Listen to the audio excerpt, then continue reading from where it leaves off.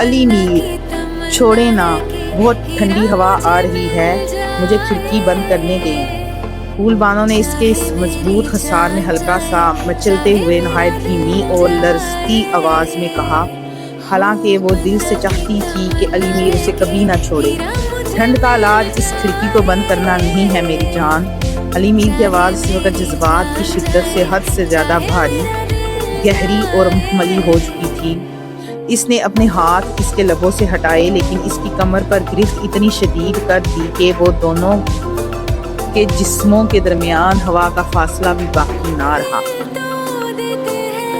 علی میر نے ایک ہی جھٹکے میں پھول بانو کا رخ اپنی طرف گھمایا۔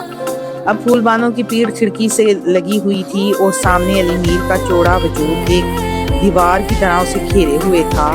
علی میر نے جھک کر اپنی ناک پھول بانو کے ریشمی گال پر رگڑی، اس کی آنکھوں میں دیکھا جہاں اب خوف کا ایک بھی سایہ نہیں تھا، بلکہ علی میر کے لیے بے پناہ تڑپ اور تسلیم جھلک رہی تھی۔